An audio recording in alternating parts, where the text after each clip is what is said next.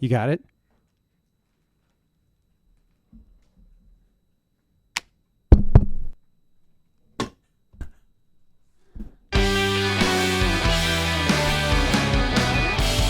John, go. I told you this would happen. John, come on. John's supposed to be kicking us off here, folks.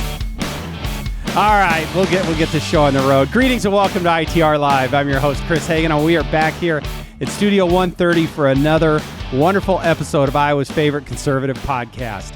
So that was our failed effort at trying to get John to jump in and lead the show today. I just don't have the skills. You say, good afternoon. Welcome to ITR Live. Yeah. I think you could do it, John. We'll try again some other time. All right. Good. I think it's a mindset, John. When the lights come on, you gotta shine. See, yeah. I think the underlying thing is it's been now almost a week and a half since we've done this. I think we've all kind of forgotten what we're doing here. So because it was a pretty finely tuned machine before we all headed out of town. Well, good. It looks like about a minute 15, and we're right back up to speed. So that's great. So I didn't tell you guys this, but since we last recorded, we had some longtime listeners in the studio, which again, some folks may see on the videos. It doubles as our conference room. Yeah. But they were curious about the project outside, and they said, "Oh, it looks very nice." And is it done? I said, "I don't know. I think it is." They were still curious, and again, it was extremely hot here recently. They're curious who's going to go use that patio with no shade, full sun. Yeah. Hot weather, and we don't have an answer to that. I don't know that we've seen anybody use it yet. I think I have not. John, you're over here on the west wing of the ITR campus. Yeah. But have you seen anyone out there yet? I've seen one person, and then I saw a family of ducks that were marching through enjoying the sprinklers. Oh, I could see that. Yeah. Maybe it is for the ducks. I don't know. It is fine with me. Yeah. All right. Yeah, this is where John comes to do all of his media hits. Yeah. He had one this morning, and probably lots last week too. I'm still waiting for the ITR grill to arrive so I can have a hamburger. You're the one who's supposed to go get the grill. Oh, yeah. Remember, you're the one with the truck. Yeah. Chris, so we were out last week. We were. Where were we? We were in Chicago, in the Windy City. Yeah. Some of us ventured out more than others. I think John didn't step foot outside of the hotel. No, I did not. City's not for him. No. I'd rather be dropping rolls. But we were at a conference of our peers, formerly the State Policy Network, and state level organizations, think tanks, just groups like us are there, as well as some national partners. And I think it was reported there were over 1,600 registrants at this conference. Yep. I mean, it's a big show. Yep. Okay. It sure is. Yeah. It was downtown Chicago, which means that some of us ate way too much Chicago-style pizza. We ate a lot of Chicago-style pizza. Not too much. You're correct. It depended. We did Okay. All right. Yeah. And what was fun this year was we were up for an award. We did not win, but we were a finalist for biggest home state win, and they awarded that to us.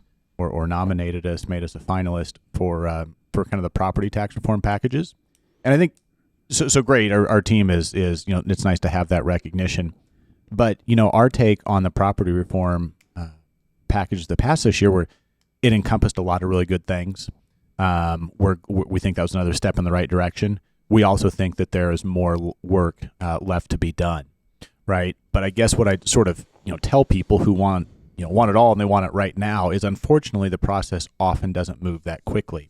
And so, you get in a group of people of 65 other state level organizations plus national partners, right? And our package of reforms was one of the best wins of the year. Okay. And I think that being one of them, us thinking it still means there's more work to be done, really shows just how difficult it is to keep moving the ball ahead. And so, keep that perspective in mind as we work on these things, and we maybe don't make all the progress overnight people would like. It is a tough thing. Yeah. Okay. And the good news is because we don't get them all the wins right away, we've got more we're going to keep working on. So. Yeah. Well, a couple of thoughts that keep coming back to me through that is, well, one, when there's recognition for a policy win at the state level, that you realize that the things we're doing here actually are significant. Yeah. And they are, that they're registering. And we've tried to tell that story over and over that these conservative victories we get are actually very significant. So don't just take our word for it. They're being recognized nationally. And at the same time, too, we try to make sure that we're going to tell the story of what's happened in Iowa and whatever our role has been in that, but we're also not going to take credit for all of it. I mean, John, you and I sat in multiple meetings with folks and we say, look, we understand that it's an exciting time to be in Iowa, not just because of the wins that are happening that we're getting, but we've got some great partners inside the state that are helping to make these wins possible. And so we're fortunate and we're happy to get the recognition because for what I said, I think it helps us to believe that these victories are substantial, but they are not just ours at Iowans for Tax Relief or our members or our donors or whoever. They are wins for the state of Iowa and for taxpayers across the state. I think that's right. Yeah, I do too. Yeah. Okay, good. Well, no, but I mean, we made this point, and yeah, because absolutely. I wanted to come back around to this, John, because we have a lot of meetings with these national partners or folks that we also think are doing a lot of good work. And our message was much more forward-looking, like, what are you going to work on next year? And that's where I we continue to be very excited. Yeah. Right. And one thing in a lot of the meetings I had at this conference, one thing was in common with all my meetings is everyone said, you guys have a great governor. Yeah. And so, I mean, the Iowa model is working and people are taking notice of what's going on. Well, I'm glad you mentioned that because I wanted that pivots us very well to the next thing I wanted to talk about, which the two of you had an article which was published in National Review. Yep. I think it probably went up either yesterday or today or whenever, but that's actually getting a lot of I guess sharing or whatever on social media right now about Iowa and what's happening here, but even from beyond just the tax policy wins. And so, John, do you want to share a little bit of that, of what was in that article that is getting a lot of publicity? Yeah. Well, we wrote an article basically arguing that Iowa is sort of the gold standard example of federalism as it's working at its best. And the reason for this is we were actually approached by some of our national partners to write this because there's been so much attention on Iowa. I mean, we just finished up the state fair and you had and presidential candidates are still flooding into the state.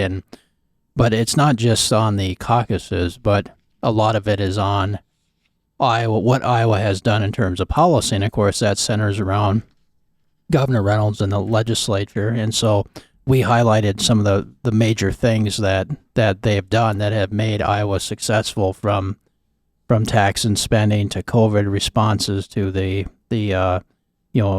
combating the woke ideology. And so we highlighted a lot of those areas that has made Iowa very successful, and sort of what we could call it like an Iowa model that shows that, one, states can govern effectively where Washington has failed on many fronts, and Iowa has proven that you can govern with limited government principles and defend pro-family and pro-life values and be a successful state.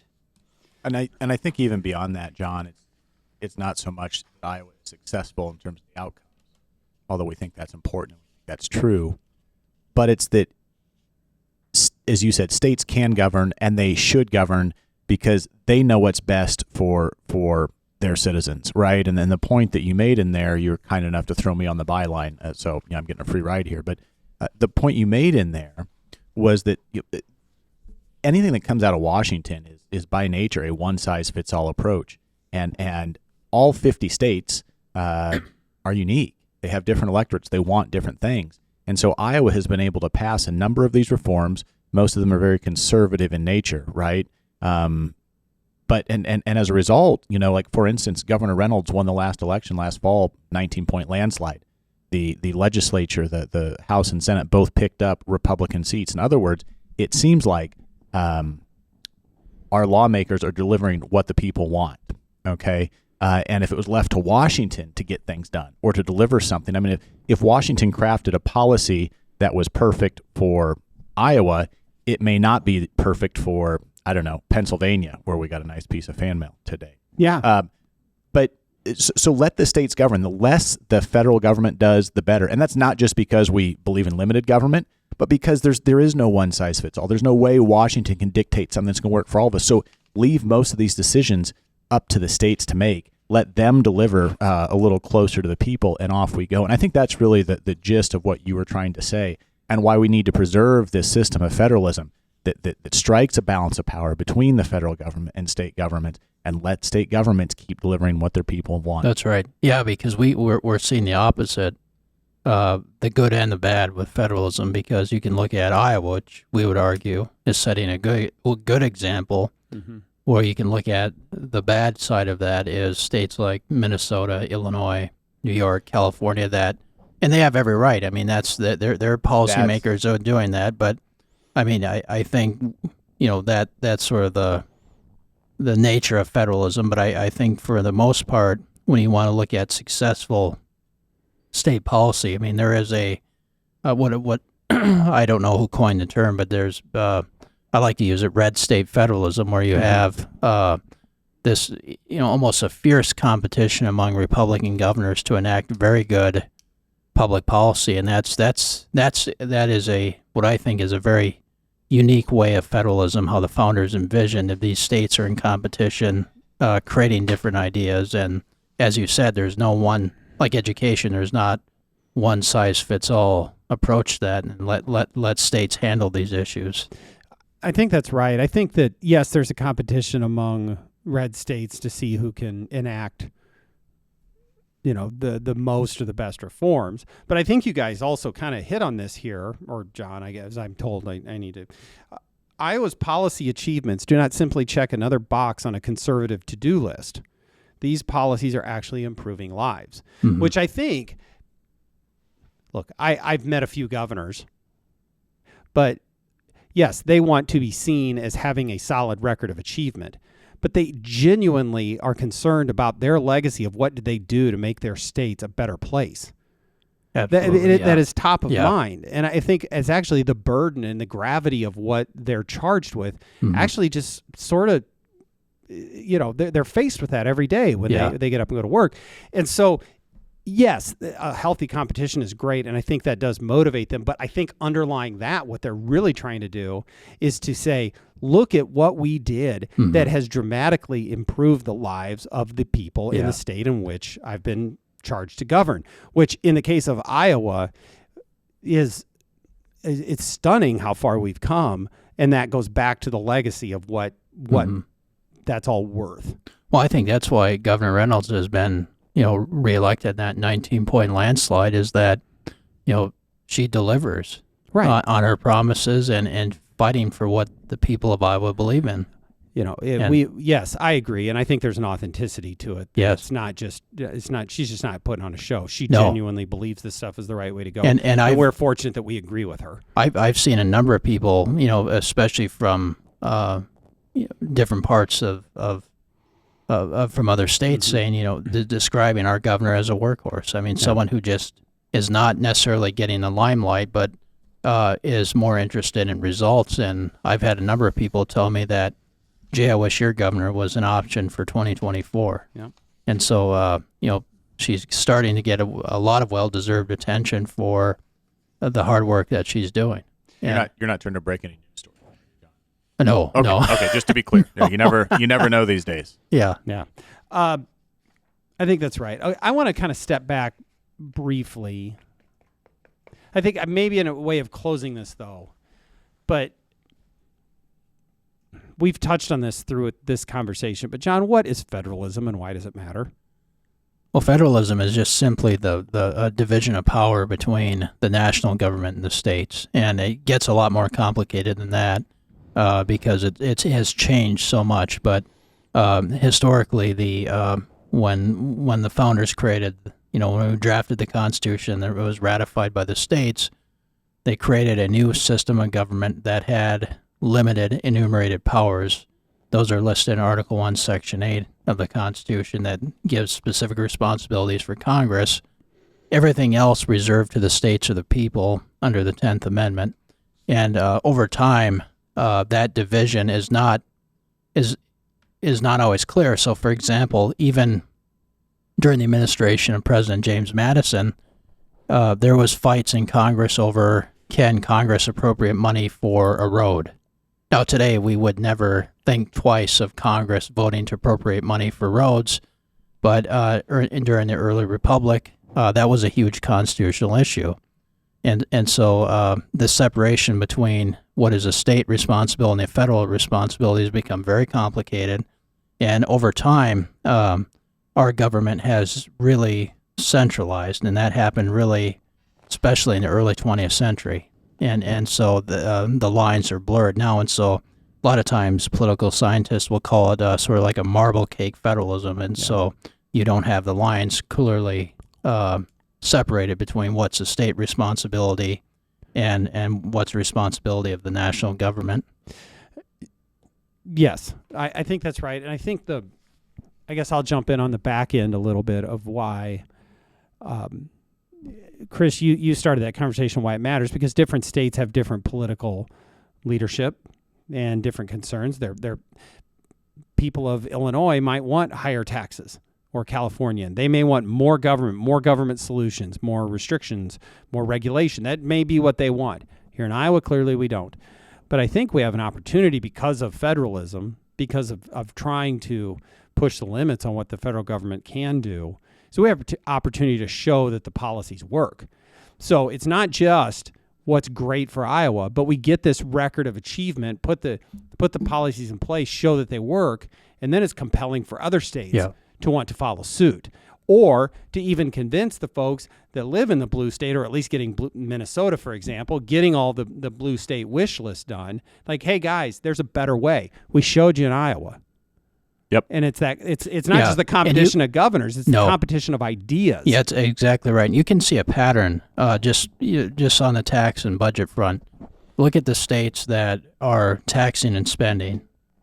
Minnesota, California, Illinois, all these states, and look at their position economically compared to states that have approached a more limited government of lowering taxes, controlling spending, fiscal conservatism, and look at population growth of those states, where their economies are headed. And so I think you can see a pattern of what ideas work and what ideas don't work through that.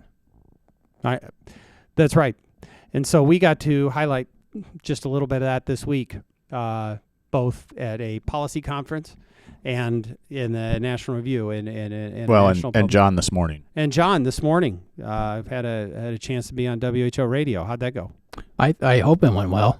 I'm sure it did. Yeah. But again, was it prompted by the National Review article, or what gave rise to that? Yeah, I think so. I just gotten an email, I believe it was this morning. It was actually... I'm thankful I caught it, because it actually went into my junk file, or the junk email folder, and so I might have missed it. Mm-hmm. And well, good. But you had a chance to share the Iowa story and why it matters. Yeah. Well, good. Well, it's one of the reasons that we try to do this podcast with our. Well, it's exciting. It's an exciting story. Yeah. No, it's right. But we'll tell it with everyone in whatever channel and medium we can get of all the great things that are happening here. So, good. And with that, stay tuned, because there's more to come. Yep. All right. Well, we endeavor to give you more than one episode every 2 weeks. So, gentlemen, I hope you'll clear your schedule for in a day or two. We can sit down and do this again, because I have got a question for John. I don't even know how to tease this out. That so the Hendrickson candidate conversations. Okay. I want you to think about that. Yeah. If you had a chance to bring them all in here and grill them. And there was a great letter to the editor in the Wall Street Journal last week I'd love to talk about. Good. Save it. We'll bring it in here. We need the content. So. I cut it out and I pinned it on my office wall. Well, I'll have to stop by the Hendrickson exhibit. Yes, over here and take a look at that. Yeah. All right, gentlemen. Thank you. Thank you, folks, for sticking with us. We're glad to be back. We're glad to have you with us. So don't forget to like and subscribe and tell your friends. And with all of that having been said, we will see you next time on ITR Live.